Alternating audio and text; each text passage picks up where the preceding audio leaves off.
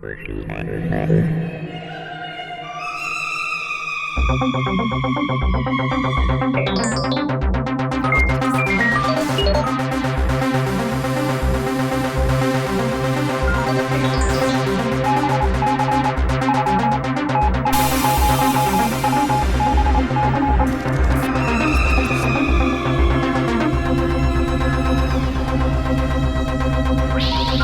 hang up and try again. Right. Hi, this is Dr. Liza Cejido from Psyche Electro-Acoustic Opera Company, and during lockdown, I've been wanting to do something productive and positive for Psyche Opera's audience. And after wonderful conversations with someone you're going to get to know very intimately here in this little podcast, I decided to publish a series of interviews focused on things that I'm passionate about, multimedia art, music technology, and creative business. I, along with my co-host, Dr. Lawrence W. Moore of lwmmusic.com, are pleased to interview Laura Sanchez Ramirez, who's a poet, author, educator, dancer, and life coach. And Laura, can you tell us a little bit about your business and what inspired you to become an entrepreneur? Yeah, hi guys. Thank you for this opportunity. I really appreciate it. I've been wanting to do something like this for a long time. It's been a journey. I've been doing different things. I started in journalism. My background is in journalism, and I worked for local newspapers, magazines, and radio stations. And life took me to the other side of journalism, media as a media specialist for Miami-Dade College. So I worked there for about 5 years as a public information officer, where I was the liaison between the Miami-Dade College and the media and different media outlets. And then soon after, a colleague and a friend of mine introduced me to the university where she was teaching, and so I started teaching and becoming more familiar with academics and developing courses and all that. So I continued to write as a freelancer for the media outlets, but I also on the side had that bug of developing my own business and doing my own thing. So I developed a program for yoga. So I did yoga dancing, and that was back in 2003. Then I got into a program for life coaching. So I did that too, and I started my coaching business back then in 2006 or so. And so I was already like, I had this thing that I had in my background of, my parents telling me, you need to have a paycheck every week and you need to pay for your expenses every week. So make sure that you have a real job, because in their minds, a real job is what you go for an office, you work for someone 9 to 5, and you get a check and you pay for your bills and expenses, and you're a good person, and then you're good. But I somehow in my mind, I'm like, no, that's not working for me. I want to do something else. I have so much more inside. I was raising my daughters. I wanted to leave a legacy. I have all this love and passion to do all the things, and working a 9 to 5 job wasn't really doing it for me. So that's how we kind of connected. What we were doing wasn't taking full advantage of all of our talents. Our creativity needed an outlet. Yes, absolutely. For those people who aren't familiar with this term, what is a life coach? Well, a life coach, I like to see it as something general, because what is life? Life is what covers in this society, what covers everything that has to do with finances, with business, with religion, with relationships, with spirituality, with your environment and your space. So a life coach can focus on one specific area, or can help people evolve and grow in different areas of their life. If it's business or entrepreneurship, for example, or if it's executive coaching, then you help managers and business owners to grow their businesses. If it's in your own life, then as a coach, you have to it's a very extensive, but you have to realize which part of, or you have to think, which part of my life do I need to work the most to become a better person, or to find the better version of myself? So is it in my finances? Is it with my children and at home?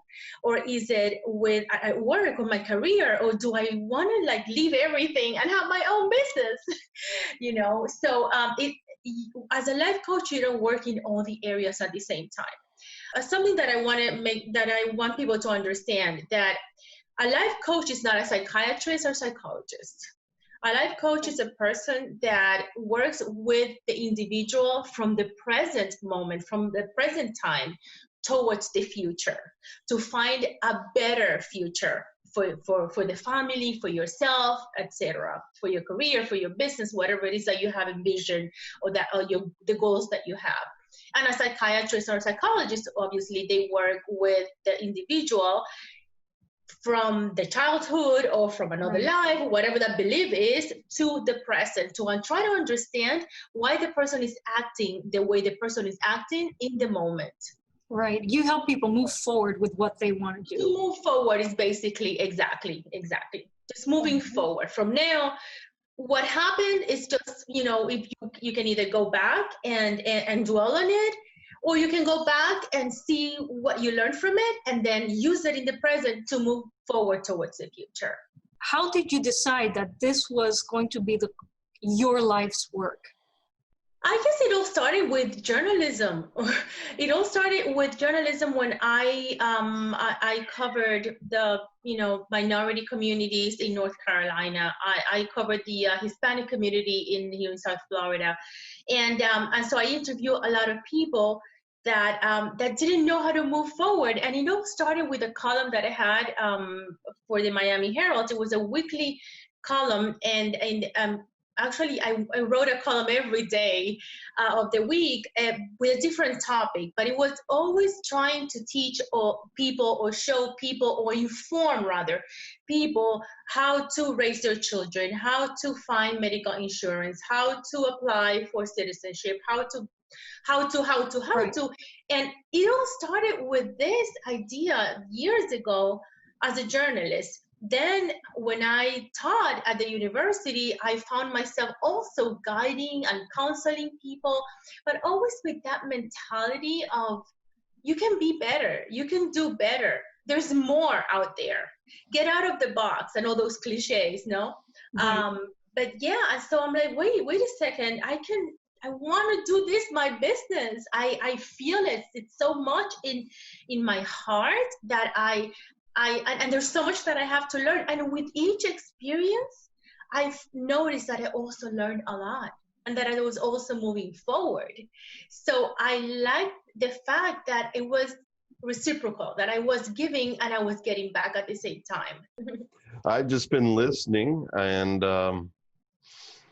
wow, I think I need to wait a little bit before I can really formulate any questions. Right now, I think you've been answering everything as you go, and I don't know. Okay, I'll get you in a coaching session. Don't worry. And maybe tell us a little bit about your business, because we have been talking a lot about your beautiful business, which is, I always tell you, is very unique. What you guys are doing is amazing. So tell us a little bit about it. I want to hear more, and I want the audience also to know more about your business. What is the name of your business? My husband and I, by the way, Lawrence over here, for people who don't know, he's my husband, and he's my partner in crime. And we both run an electronic opera company together. And what we do is produce musical dramas powered by interactive multimedia technology, very cutting edge stuff. But my husband and I have a background in classical composition, specifically in electroacoustic composition. And we used to host a concert series in West Kendall Regional Library where we would produce monthly shows exposing our community to the prominent electroacoustic composers and musicians of South Florida. And basically educating your community about yes, this unique thing that you guys do. And in doing this, we saw that we have built an audience for ourselves. And so after running the concert series for a few years, we decided, you know what, let's hang up the concert series and let's start a business. That's how Psyche Electro-Acoustic Opera Company, or Psyche Opera, short, was born. Our market doesn't really exist. And so our business is kind of like, it's not that there isn't anybody else doing what we're doing, is that there isn't a real market for it. So our business is like, I don't mean to sound pompous or anything, but like the iPhone of opera. Nobody knew that they needed a smartphone when they came out, and now it's a part of our lives. And so not to say that we're ever going to grow a market that big for our business, but we're putting what we do out there in hopes that we grow a large enough following where we can support our business, support ourselves, so that we can make a living doing what we love, and that is composing electroacoustic music with dance components and interactive electronics and beyond. So I'm gonna make you explain it even a little further. Oh, For no. some people that might Okay. not know, might understand what electroacoustic is.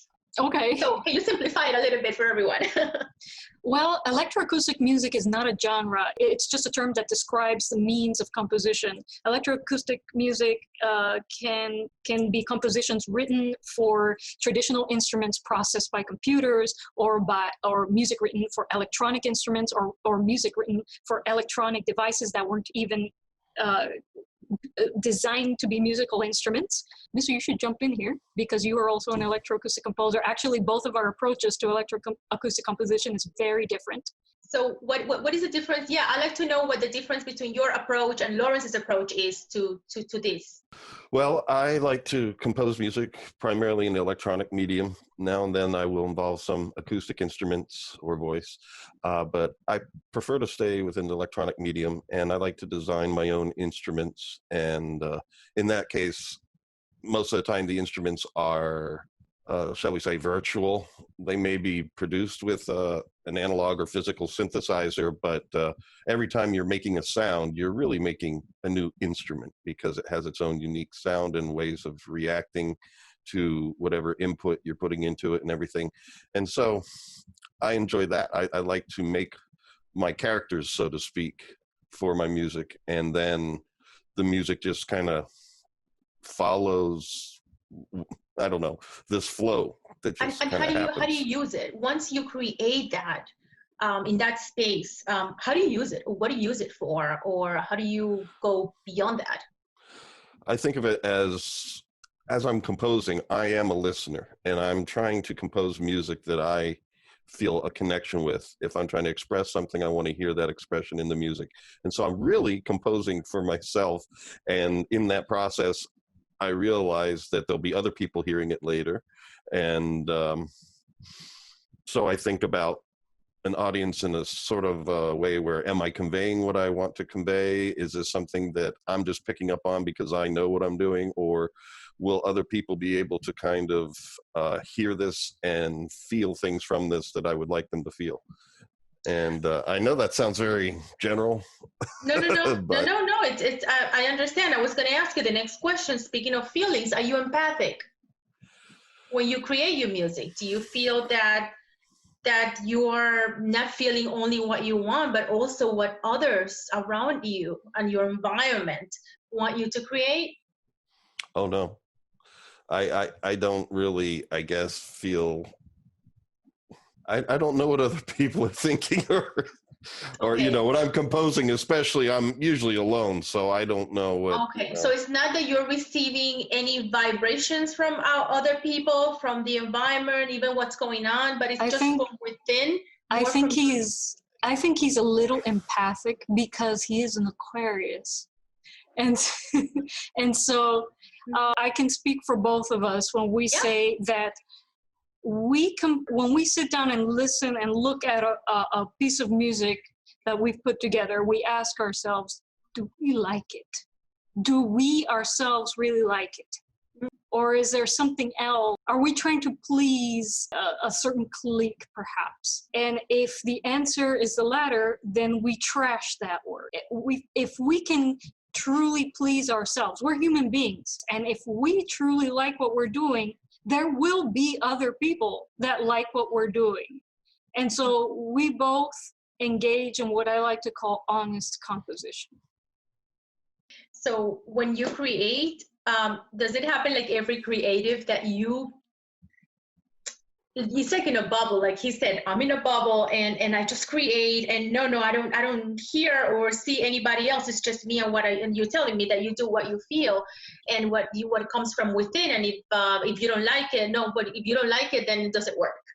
No? Yeah, exactly. Okay. Yeah, I guess when I was answering your question, I was just trying to put myself in the moment of composition. Do I sense things from others at that time? No. But, I'm listening to what I'm composing and I'm trying to think, okay, is someone going to be able to hear this sound? Is this effect going to be able to invoke the expression that I want to do? Because basically, as the artist, I'm composing something that I want to enjoy, of course, and I'm really trying to kind of entertain myself in a way. But at the same time, I want to make sure it conveys to others. But where does it come from? I think it kind of comes from deep within, but at the same time, when you go into yourself, you'll spiritually find a connection to others. And, throughout our whole lives, we are influenced by others. That's what I was heading to. And stuff like that. But it's not like in the moment I'm thinking about that. Mm-hmm. No, it just happens naturally. I guess I do have a question for you, though. I could see how you are empathic yourself and somebody that seems to be a natural life coach. You try to find out information about somebody, kind of see how they tick, how they interact with others, what is their thought process, what is their feelings and everything. And then I guess there's a second stage. And I'm wondering, what would that second stage be like for you? Where do you begin with somebody? Like if somebody came to you and said, I think I could use some life coaching on being more confident as like a professional and my interaction with colleagues or clients and so forth. Well, I would not give you the answer because I don't have your answers. Your answers, only you have them. Well, I was asking what would be your process. I'm not asking that question. I'm saying that's a hypothetical question. That's part of the process. Okay. Yeah, that's part of the process. I see something and I try to bring it out. I try to make you bring it out, and try to understand and see it yourself. And then we'll work from there. It's not ethical, and I don't feel like a guru to tell you, oh, well, I think that you should be taking these steps, and I think that you should be doing this, because it is your life and not mine. So I respect that. And so what the process, the second part would be, okay, so now let's try to figure out from what we were able to discuss now in the beginning, how do you want to tweak it, or how do you want to change it, or do you want to make any changes, or do you feel comfortable? Maybe you don't want to make any changes at all. Maybe you want to move on to something else, and maybe you're happy with what it is. So usually people say, oh, I want life coaching. Yeah, but life coaching, like I was saying in the beginning, in what area? Because we might have our finances fine, and our business might be blossoming, and our relationship might be wonderful, great. But what about in the spirituality area of our lives? So what about in our health and fitness, which is another area of the pie of the wheel of life, which is what I work with a lot. So but I was telling Liza about it last week about Can the wheel of life. Can you tell the audience, Laura, what is the wheel of life? What is this guide that you use for your coaching?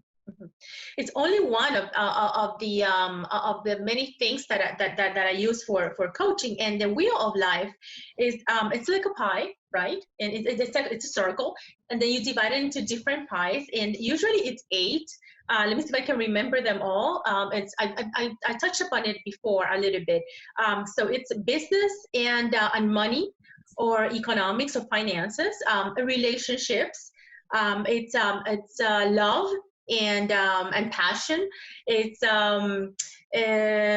education and personal growth and development, health and fitness, physical space, because a lot of people are not happy where they are, and they don't even know that their happiness is that non-happiness is coming from that they're not happy in their where they are, where they're living, in the block, with the people that they're surrounded with, and career and education.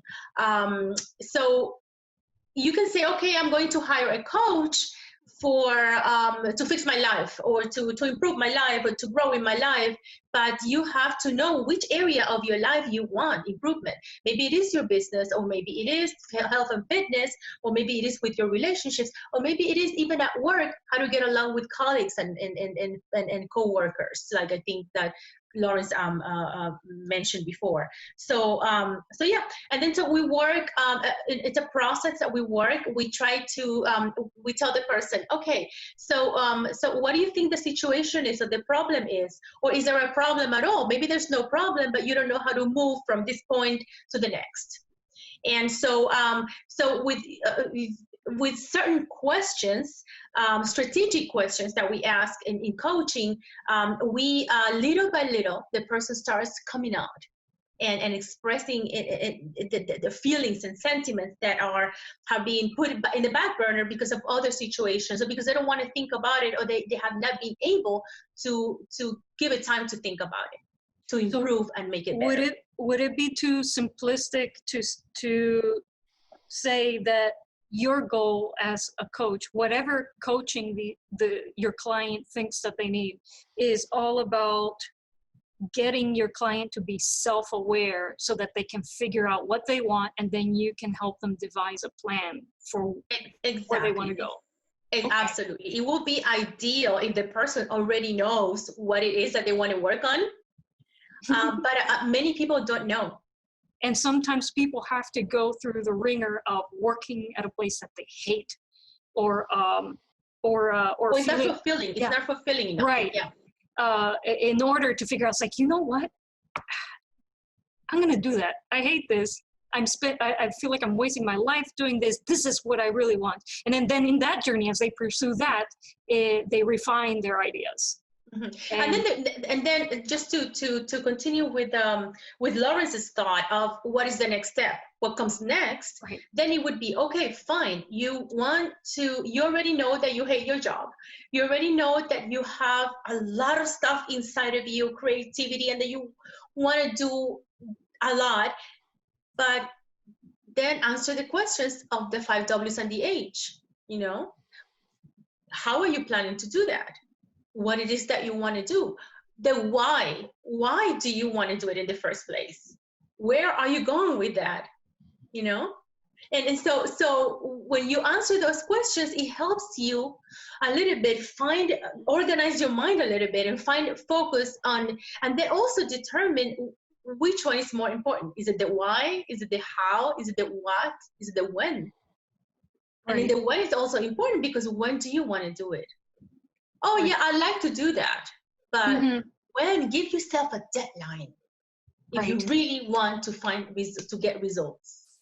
And even cry. You would not believe how, people actually get so emotional when they realize that, oh my God, this is why I want to do this. I want to do it because I want to ditch my 9-to-5 job. Right. Or I want to do it because I want to pay for my kids' college education. Or I want to do it because I have elderly parents and I want to help them. Or I want to do it simply because I've always wanted to do it, and now I realize that I want to do it. You know? Right. Right. Do most of your clients come in with money motive, or with money is not the primary motivator, whereas they just want to make a living making their art? You know what's funny? That's That right. those clients that come in, I would say half and half. Most of the clients that come in from the money side thinking that what they want is money is because they don't understand that they can be creative and that they have so much more than just wanting money. And those creatives, I guess like us, think that we don't want money, and then along the line we realize that, hello, we cannot live out of creativity only. Exactly. So that's what I have found. You know, it's very interesting. It's very interesting. Yeah, you know, we do need the money to do the creative things that we want to do, and those, you know, those who want money, it's like, I believe that everybody, the creativity is inside everybody. I believe, and that's what I used to tell my students as well. It's like, you know, no, I'm not creative. No, I cannot create a website. No, I cannot write an article. No, yes, you can. Yes, you can. Just find your place where you feel comfortable with doing that, whether that is in a space, in a physical space, or in a mental space. Yeah, you told me once that you used to tell your students, everyone's an artist.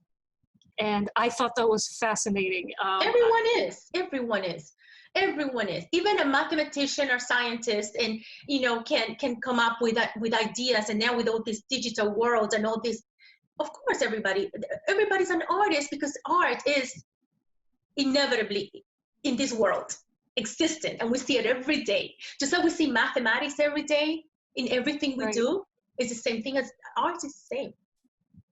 What would you say to us creative business owners, like artists that become entrepreneurs? I know, at least within the circle of friends that I have, we have trouble asking a fee for what we do. Why do you think it's so hard for an artist to ask for money in return for our services? Because we come from this state of mind that art is just for fun. And fun equals money for many people. When you have fun and you pay for other things, for other material things. But in people's minds, in general, they don't see something artistic or an entertainment, or like a piece of painting. My like this one back here is from my mother-in-law. Nice. And that she has been painting for years. My two sisters-in-law, they have been painting for years. My mom paints. They have not sold one single painting, because every time they go to an art show or gallery or an exhibit, it's like, oh, how beautiful, how pretty. Oh, how much is it? And then they try to say something like maybe $50, $100, and people go, oh, thank you. You know, I think it's hard for people to view art as something so valuable that it deserves to be paid for.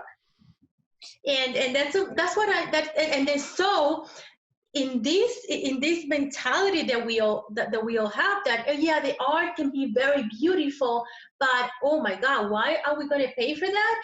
Also, artists might think, oh my God, I'm afraid to ask for this amount or for this fee, because people are not going to care. So that's the mentality in general. The business mentality should be that if people are not ready to pay for your art, it is because, why, Liza? Come on, you know this one. They're not your clients.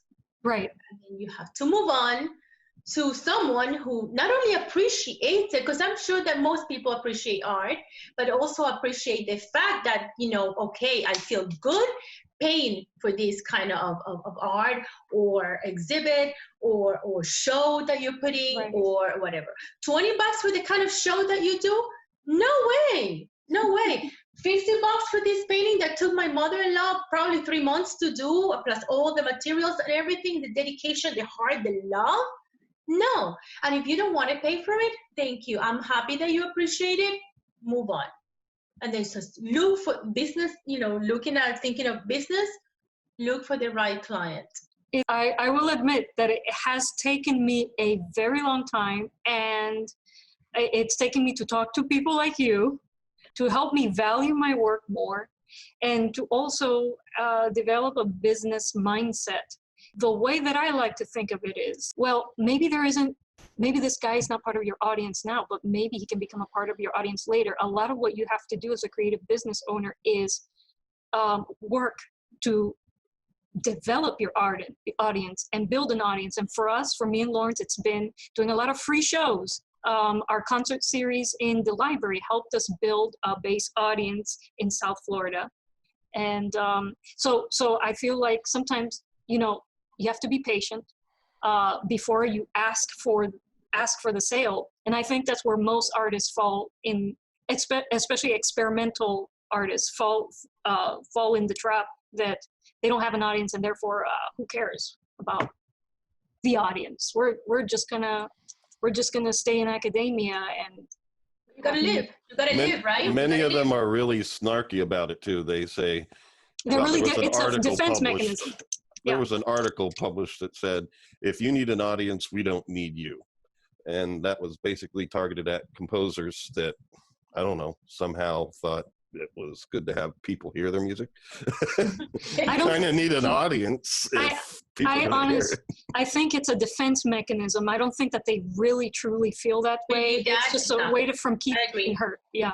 Don't make no mistake. This is my art, and I want to get paid. But what you're doing is also a very good thing, because so that you can. I don't know if you believe in this thing that in order to receive, you need to give.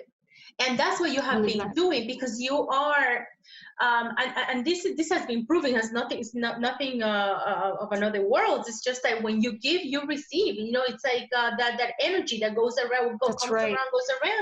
And it is true. So as an artist, you're a natural giver. You cannot. An artist is always a person that is a natural giver. It's so. I don't know any artist that hides to do their creativity and their things, and they don't want to share it with anybody. Right. It is your passion. It is your happiness to be able to say, look, I don't care if you pay me, but this is what I do. This is what I created.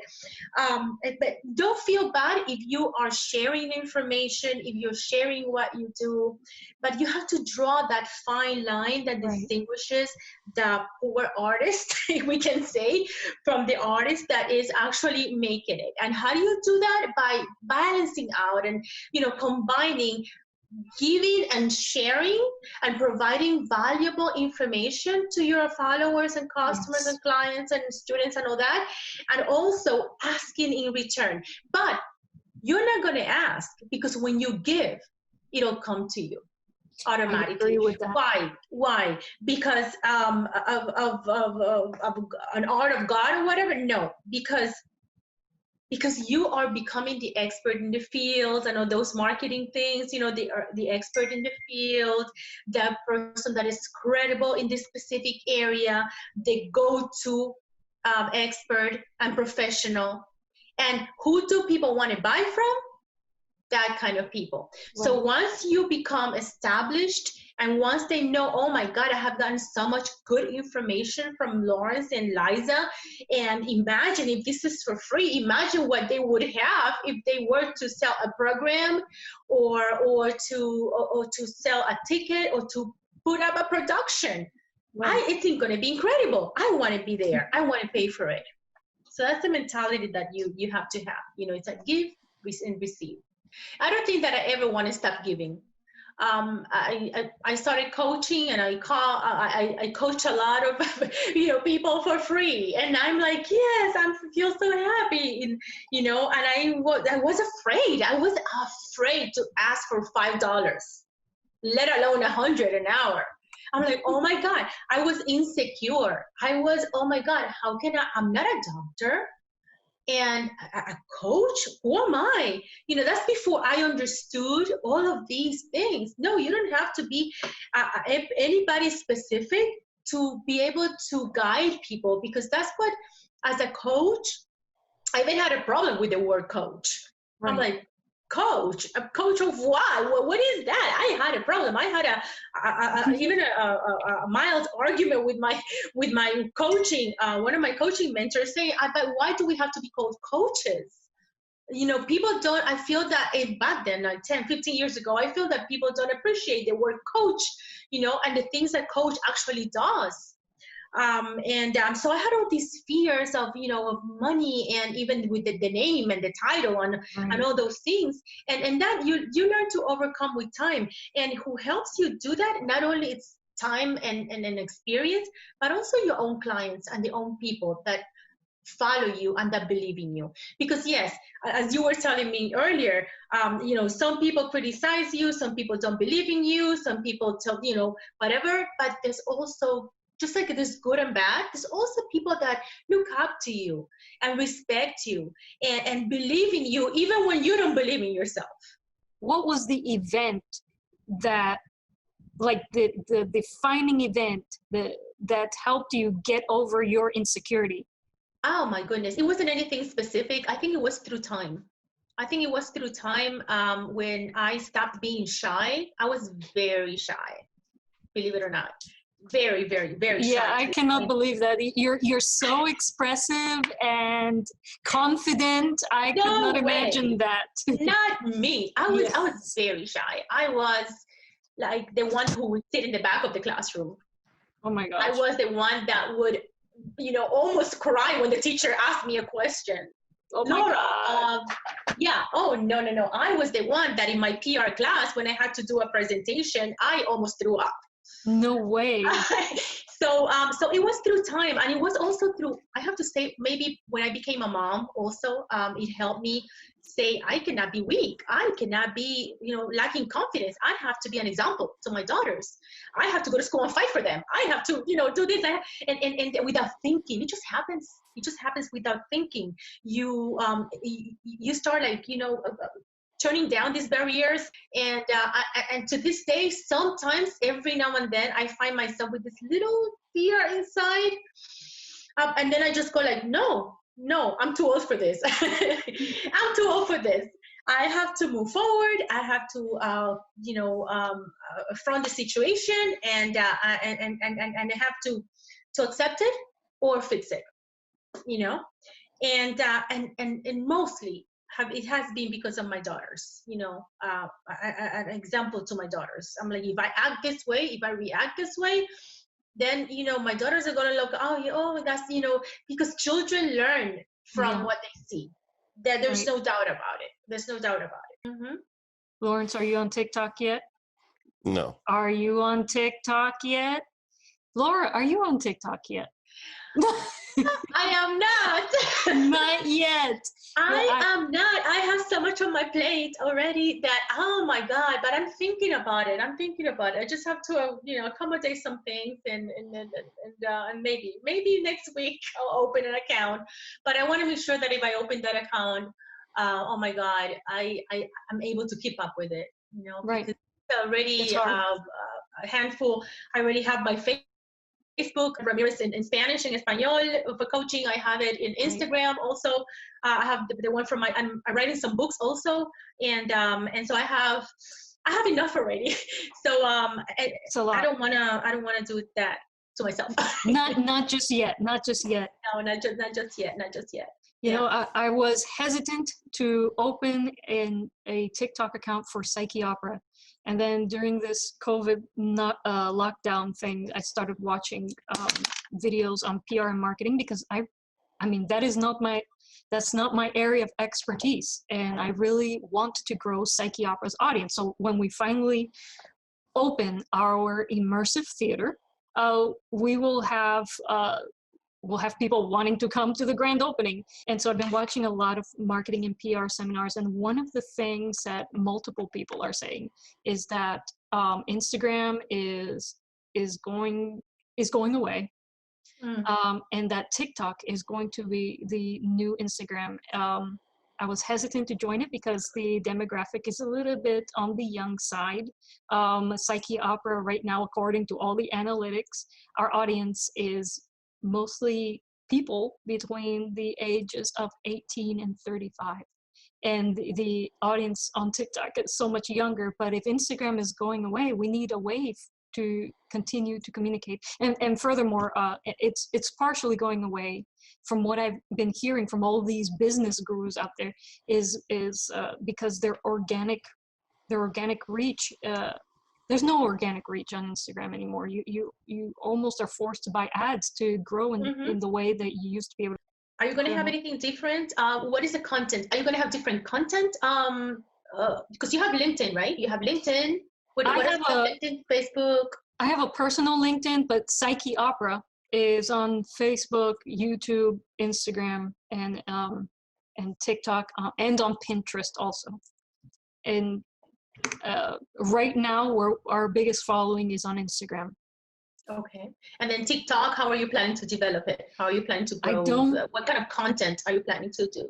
I don't know. I'm still learning the platform, and I continue to watch Gary Vee videos and videos from the gurus that you introduced me to, and not just think about TikTok now, but TikTok.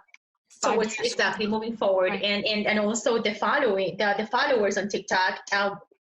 How are they going to find value in what you have to offer? Exactly right.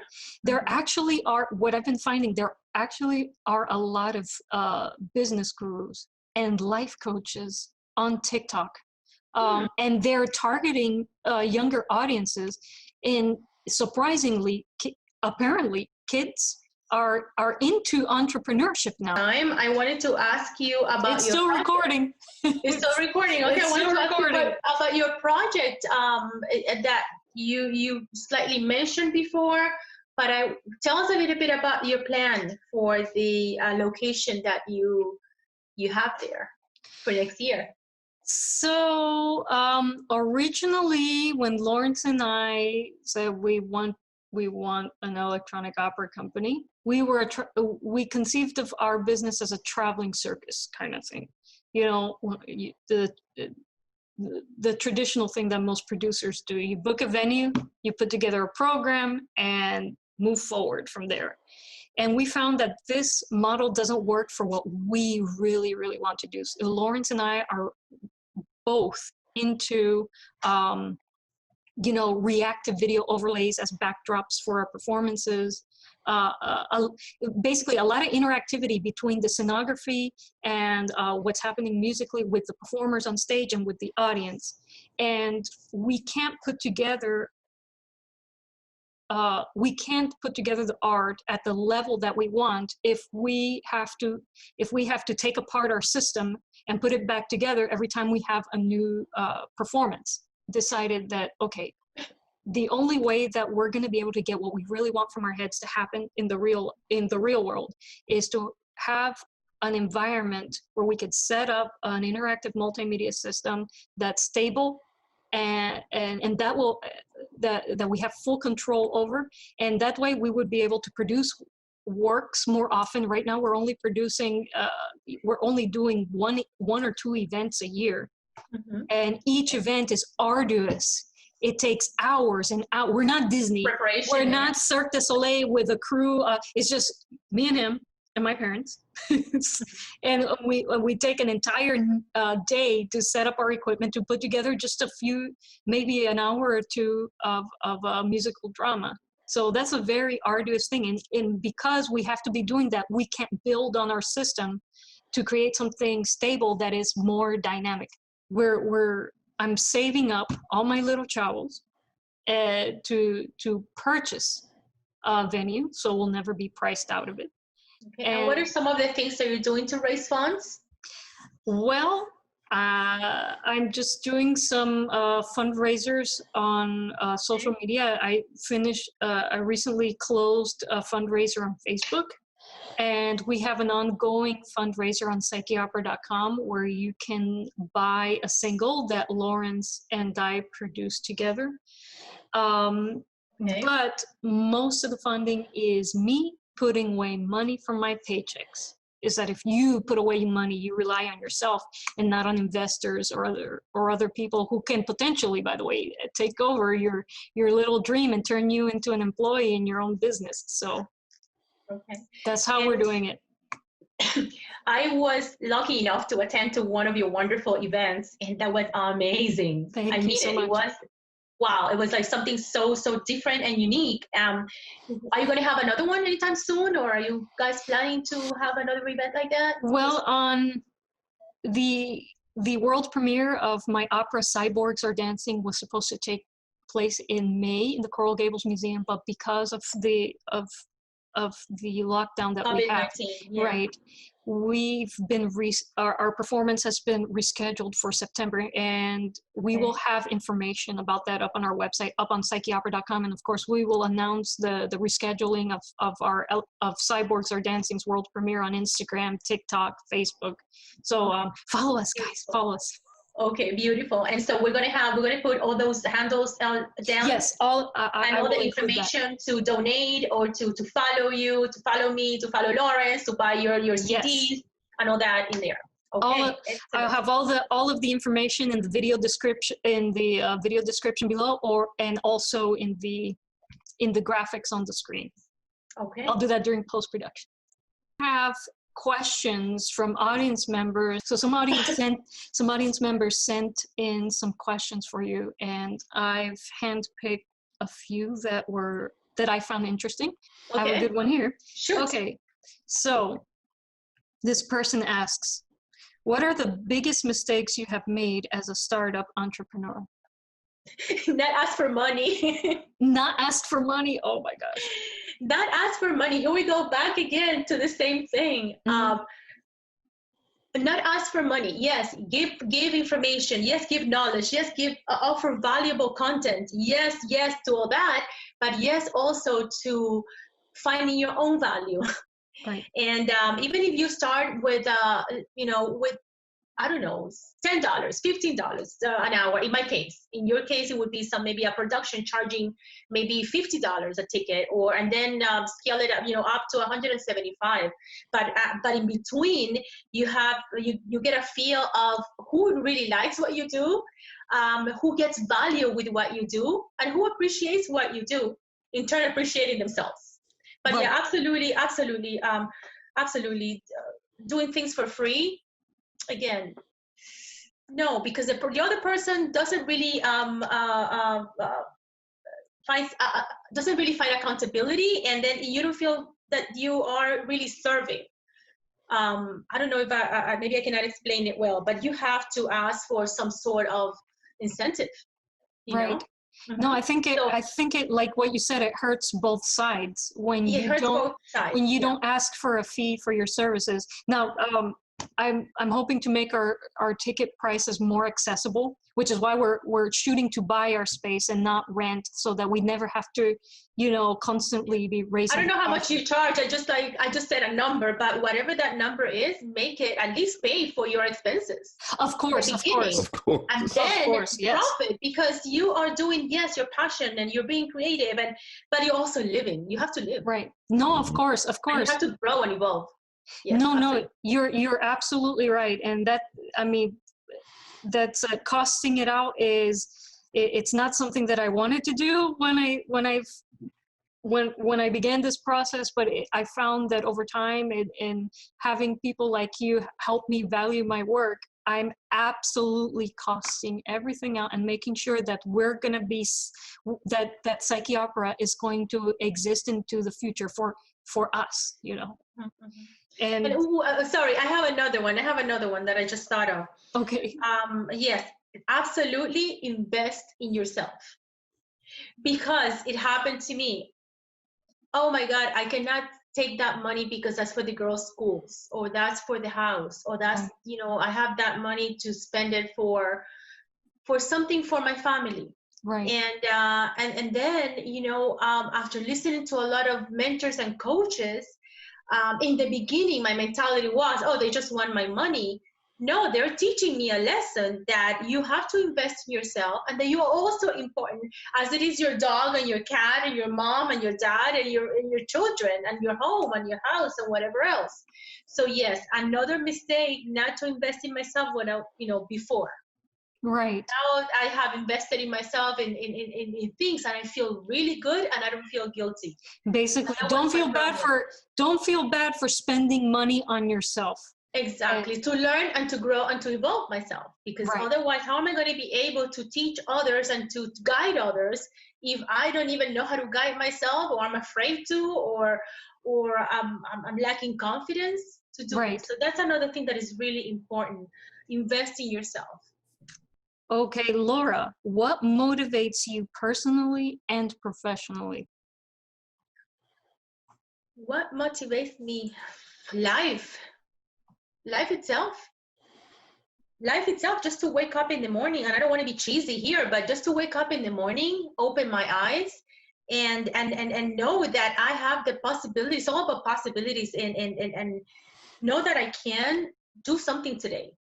Right. Whether that is do, I don't know, a yoga class, or kiss my husband, or talk to my daughter on the phone, or talk to you, or it really, that truly motivates me. The fact that I am alive, that I have two hands, and that I'm healthy to do things, to still do things even after all these years, after this experience, after all these jobs that I've had, after this, I can still do things. I still have time to meet my goals, to accomplish my goals. That's so interesting you mentioned that.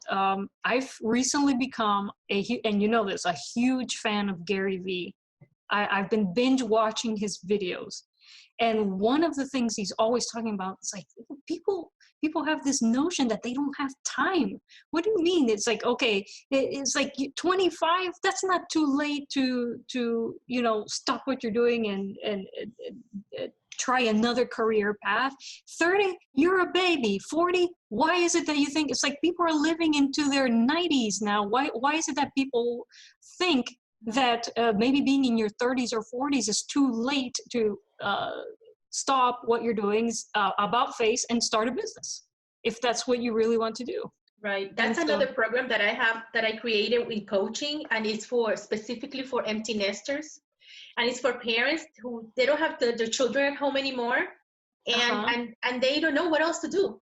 Like they've already worked for the children, raised the children, lived for them, guided them, whatever, and the children are not there anymore. And I found a lot of not only women but also men.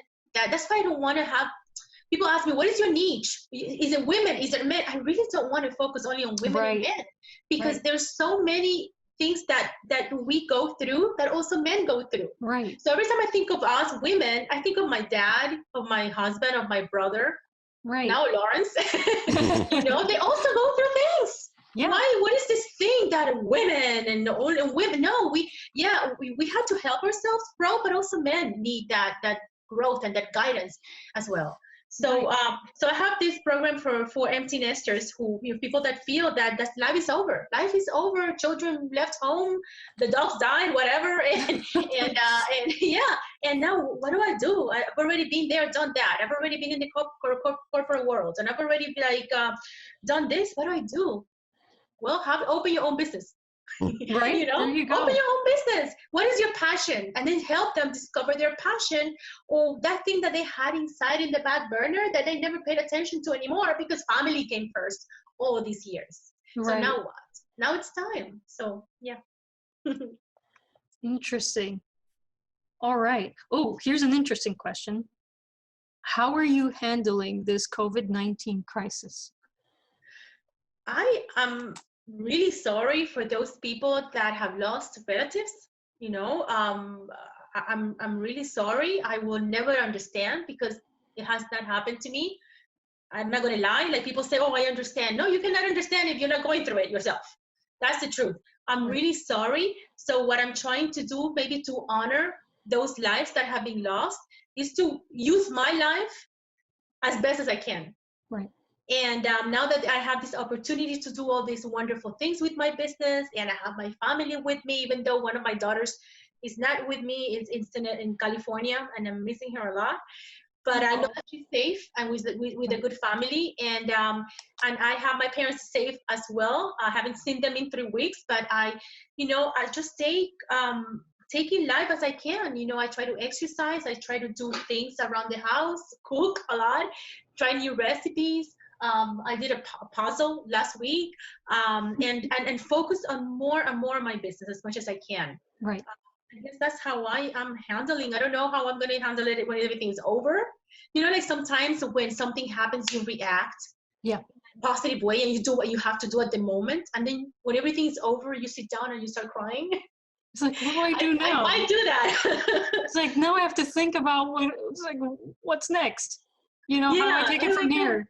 Because because the situation kind of forced you into responding. You didn't have time to think. You just had to act. And then when that emergency is over, you're like, okay, where do I take it from here? Now all the we're gonna say we have all this content, all these recordings. Oh my God, we have it. We actually finally have it. Now what? Yes, exactly. Now what are we gonna do? Publish a thing. Yes. Yeah. So yeah, it's. What about you? What about you guys? Actually, why did you answer that question too? Man, well, those of you in the audience know that Lawrence and I both, apart from being composers and are trying to build an audience for our electronic opera company, we also teach between 3 universities. And now that everything has transitioned into remote learning, we are busier than when we had to drive to a place and teach a class. All of the grading is online. Every course element is online. The person-to-person student interaction, which was very rewarding, is now missing. And so I find teaching now more, to be honest, more of a drudgery than ever. And what's making it at least very hard for me is with this pile-on, I'm finding less time. It's like now, okay, with this lockdown, you hear all of the business gurus out there. It's like, now is the time you should be producing content, build your audience, build up your clientele. And I don't have the time to do that. I don't have the time. Like, there is no silver lining in this cloud for me.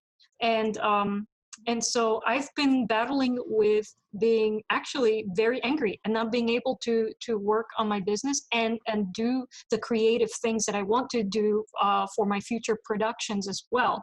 And so our conversation now is really a breath of fresh air for me, because I've not thought about my business in days until we started preparing for our podcast today. What advice would you give us to keep us motivated? Don't be angry. Because it's going to clog your mind, and it's not going to let you, the good energy and the good thoughts flow. Because when you're angry, what does that do? You tell me. When you're angry, what do you feel when you're angry? Do you think of your business when you're angry? No. Does it let you even think or create when you're angry? It doesn't. No, you're stuck. You're just in this. You're in a rut. Yeah. Okay. So how do you think you can turn that around? Well, I mean, I've been. Forget about the things that make you angry. Right. Just think of the moment of the feeling of being angry, not the things that make you angry. You understand there's a difference. You don't want to focus on the things that make you angry. Right. You want to focus on the feeling itself. So how do you move that feeling of being angry? What do you do? That's a tough one. That's really tough. Okay. You see, that's. And you might not have the answer. You might not have the answer right away, but just ponder about it. You just think about it. How do I remove that anger? And so I'm just going to give you a tip. Find the things that make you happy. Again, forget about what's making you angry. Forget about saying, oh, but I can't because I have that. Right. What makes you happy? Okay. And just keep it privately to yourself. Or you can share with the audience, but think about that one. And this applies to everybody. It applies to me. I do that to myself. I'm angry because of whatever. Right. And then I've learned, why am I angry, and then what can I use around me in my life or in myself, whether physically or emotionally or mentally, to make me feel a little bit better. Right. And not to make me feel better, to remove that feeling of anger. Right. Okay. And then once you remove that feeling of anger, then you can work on other things. Maybe your schedule, maybe a plan to work on the things that make you angry. Right. Does that make sense? It does make sense. Okay. You know, planning, that's having a day that is not, you know, not as structured as it was before really throws people into a weird state of mind. At least for me, it has. Did you at first experience that when coming into this this time of lockdown, or was it was an easy transition for you? I have to admit that because I'm not teaching this semester, it was an easy transition for me. Right. But I know that it's only because I am not teaching this semester, because it had this taken me last semester or 2 semesters ago when I was teaching 8 classes, or the other one when I was teaching 11. Oh my God. I yes, right? Yeah. I would have been like, who knows? Who knows? Because I don't have the answer for everybody. Yeah. For myself, for everything, or every situation. Or I might be able to guide somebody about something that I don't know how to handle it myself. Right. Right. That's that happens too. So, but for me, I think it was an easy transition. It was I was dealing with my husband's not being well and health issues. So I guess maybe my mind also was focused on that. Okay. And not and so you know. So you had a you know, something else to worry about. Something. I had something else to worry about. I still do. Yeah. Find something else to worry about, Liza. And I'm something else to worry about. Pick something else, and I'm lucky enough that I get to pick something that is serious. So that's good. Exactly. Yeah.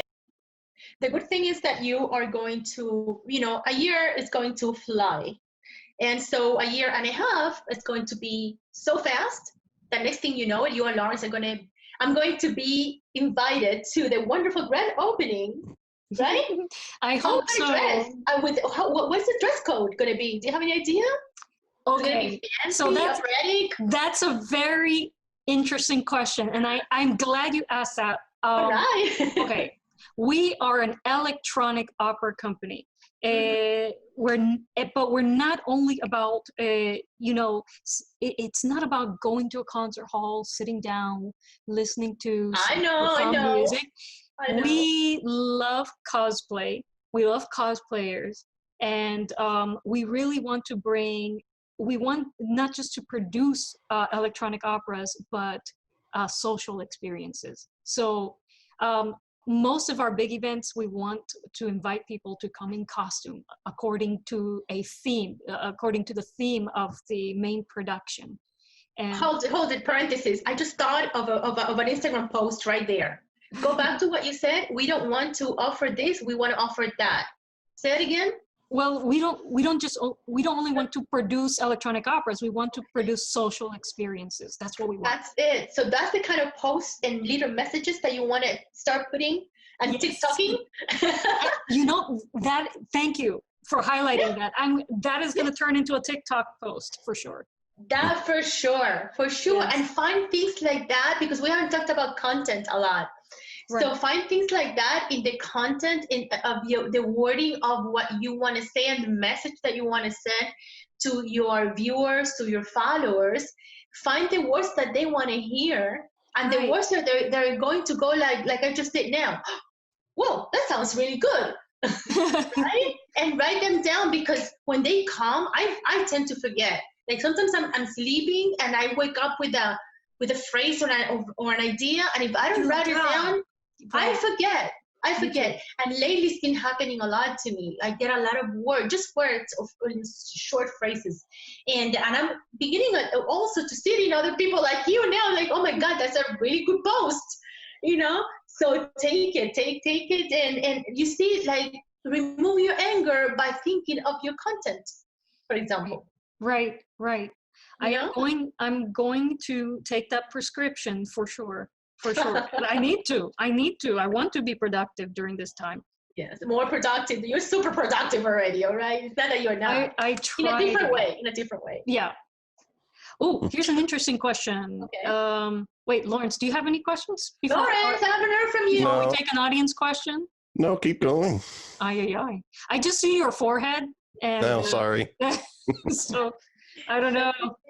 It's like the two of us are talking to a You guys phone. have headphones and I don't have headphones. You should get You some feel headphones. left out. Oh no. I have to buy them. I have to ask Amazon to send them. Oh, I don't think Amazon is working. Is it working already? I think Amazon it is. I delivery? haven't ordered anything in a while, so I think I heard that they're not doing the deliveries anymore until further notice. No Who is it? way. Amazon. Amazon, Oh, yeah. Is that Maybe true? they already started Wow. delivering. I don't know. I have to ask my daughter. She's the one who orders things. Oh my gosh, I gotta check on that. I was hoping to order parts for a robot. I'm not joking. I really Check because Oh. because a few employees were sick with the virus. So Oh, interesting. something Okay. like that, yeah. Okay, we gotta check on that. Yeah, I've not ordered anything in a while, so it's not even crossed my mind. But I do have this project that I'm trying to get back on. I'm A building. robot? Yes, I'm building a musical robot that's MIDI controlled. It's a large-scale percussion robot, and its brains is basically the Arduino Mega. And so I've been dying to get back to working on that project, and that's one of the things that is making me upset, that I haven't had the time to just sweep all of the things, this load of new work out of the way to give me time to work on what I really, really want to do. So, but It'll happen. it'll happen. And also something very important that I don't know if that's one of the questions that you have there. I think that someone had asked me that. How do you say no? So it's important to learn how to say no. Right. And it's not easy. It's not easy to say no. And I'm not only talking to when I used to give the talks in my daughter's high schools about drugs and all that. Just say no. It's just no as an adult. Just say no as an adult when we tend to say yes because we want to make people happy or satisfy people, or even because we need the money, so we need to say yes. Exactly right. So and that's what used to happen to me, or happened to me a lot of times when I said, oh yes, I'll do that. I'll do that because I needed the money to teach. I love to teach, but I needed one more class. Right. One more class. Then the more classes, more money, because they didn't pay that much. So I'm like, okay, sure. And I learned to say no when people ask you for free, going back to what we were talking before about work. That's another instance where you have to say, maybe you don't want to say no, but you want to say, oh, okay, these are my fees. Is this okay with you? Or how can I help you so that you can maybe meet me halfway, and I can give you the service that you need. And at the same time, I also get some kind of payment for what exactly right. No, it's why did I think about this no? Because of what you're saying, that you're upset because you're not able to do the things that you really want to do because you're so busy doing other things. Right. And those other things is because at some point you did not say no somewhere. No, you're absolutely right. And you're absolutely right. And this has been, not just during this time, but a recurring theme in my life as an instructor. Guilty. I'm guilty too. So yeah, I hear you. So how did you develop the ability to say, sorry, I got to think about my projects now? When I started seeing that I wasn't getting anywhere, when I started realizing that because I was giving things for free and doing things for free, I wasn't advancing in the things that I wanted to advance in my life. Exactly right. And then when I started educating myself more, investing in myself with mentors and reading more material about this kind of thing, about being accepting, respecting yourself, because it's all about respect. It's all about respect. So I'm like, oh my God, it sounds very harsh, but I wasn't respecting myself. I thought I was being nice. Right. Exactly. Like my mother calls me Mother Teresa. And because she like, you always say yes, and you always do that. And I don't think that was the issue. I think it was that it just, again, it comes back to creativity. I felt creative. I felt that I was doing something for someone that not maybe a little bit egotistical, maybe it's selfish. I was being happy, but I was being happy giving. I was being happy, um, uh, sharing what I was creating. Right. And I didn't think of, wait a second, I need to get paid. I need to Right. get paid too, or I need to say no. Or I need to, in my mind, say that's not the right client for me. Right. Exactly right. Who were the gurus or the mentors that helped you out of that mindset? Or that specific mindset, or throughout my life? Of the specific mindset that I'm just being a team player, I'm being nice, and really what it is that you were doing was hiding the fact that you couldn't say no, that you didn't value your work enough to tell somebody else no. Who were the people that made you realize that? I have to say, aside from all the mentors out there, like I have a book from Richard Branson and from Marie Forleo, which is one of the courses, the entrepreneurial course that I'm taking right now. And she's always saying, I love money, but you also have to love yourself, and first. And I have to let people know that without feeling bad at all. And Right. also, but aside from those famous people, my husband. My husband is in business and he's a financial analyst, and he's very humble. And he says that he had that we don't have more because he's like too honest and too straight and whatever. But he did tell me always, all the time. He always told me, "But you're gonna do that for free?" And before I used to fight with him and say, oh, I know what I'm doing. This person needs help. Why not? If I know how to do it, why not create a press release? Or why not create a course for this person? Or why not help my sister-in-law promote her art? And why not do this? Why not do that? And he's okay. Then through the years, again, he would ask me, but well, you gonna do that for free? And then like again, my daughters again, thinking of them as like they're seeing me that I'm not really evolving or progressing or financially. Right. That I have this big resume and I have done a lot of things, but you have an immense resume. I mean your CV and your resume would put a lot of people who are at the top of academia to shame, Laura. But going back to big resume, but right, Lawrence, what do you think? Like what do you do with a big resume and zero money in the bank? What do you do? Yeah, it just So finally I woke up and I realized, oh my God, something is not right here. Right. I'm not going to be able to help anybody if I don't help myself. I think all talented people are really talented people such as yourself are always really humble people and always very giving people. And other people, some people like to take advantage of that, use and discard talent. But I think in most cases is they really don't appreciate what you do because they don't know what it takes to do what you do. And sometimes it takes for you to say no, for them to find someone or you insist on paying them so that they have they don't like you anymore. Then you say no. The only time that maybe you say a very shy no, it's like, you can feel it. It doesn't say anything, but you feel that. Right. Okay. You feel like, what? No. He's like, what? What's going on here? What's wrong with her? Like maybe I didn't say no, but I said like, oh, maybe tomorrow or. Ooh. Okay, here's an interesting one, and you kind of touched upon it before, but this is a really solid question in the realm of am I too old to do stuff? Okay. This question. Is it okay to make career changes several times in a lifetime? Oh my goodness. Yeah, I have been asked that question several times.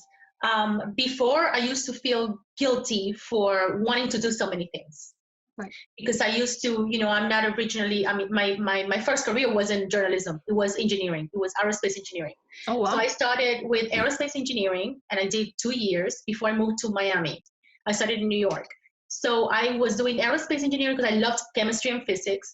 And I wanted to work for NASA. I wanted to be one of the few women who wanted to work for NASA. Wow. That was my dream. That was my dream back then. Yeah. And if I could, I would still have it. But anyway, so then I had a double major. I had the aerospace engineering program, and I had Spanish literature. So then when I moved down here to Miami, they didn't have that program here. I lost a lot of credits, and I had to choose something. But I always wrote for the school newsletter, and I was always a writer. A writer wasn't me, but I never saw that as a career, but as a skill that was born with me. Right. And so that's how I got into journalism and communications and all that, and that's how I started. But then through time, I realized that I liked other things, and so not to take too long, up until now, let's jump to now. I love being in business. I love having my own business. I love talking to people, presenting, teaching, creating, and I finally feel okay with it, because for a long time I didn't. For a long time, and I know that this happens to a lot of people, because what you hear in your culture is, jack of all trades. Like if you do different things, you cannot do one thing good. Well, no. yeah. Exactly. You cannot do one thing well if you do a lot of things. It is true in a way, but it's because you don't focus on one first and finish it and then move on to the other one. But nobody tells you that you have to forget everything else that you like to, and just choose and pick one thing. And I see this in the students all the time. In the medical school where I was teaching advanced research and writing, there were students that they were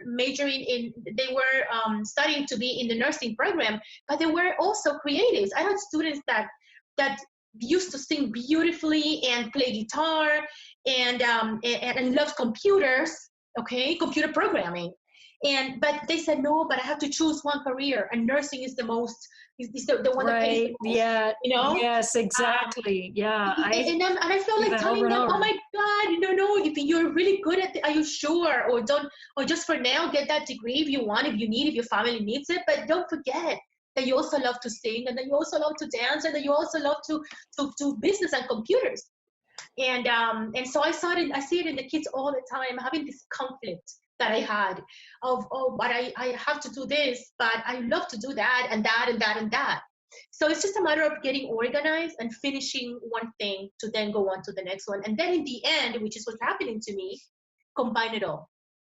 And find a way where you can combine everything. And you can combine even like my love for physics. I still have it. I still love science, and I still love medical developments and all those wonderful things. And I'm always reading about it. And how can I incorporate that? Well, maybe my podcast. I'll be interviewing people that can give us information. In fact, I already have something lined up with my neighbor. She's in the medical field, and we were talking about this. She's going to talk to me about the difference between donating blood and donating plasma for patients that have COVID-19. Wow. So and that is fascinating. And I'm going to enjoy this podcast and this interview like you have no idea, because I'm finally coming to terms with understanding that, yes, a person can have many loves. That's right. Yeah.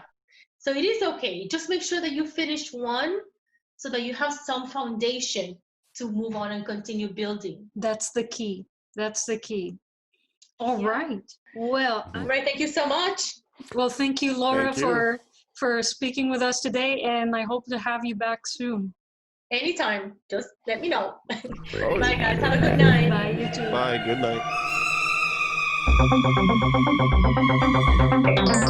night.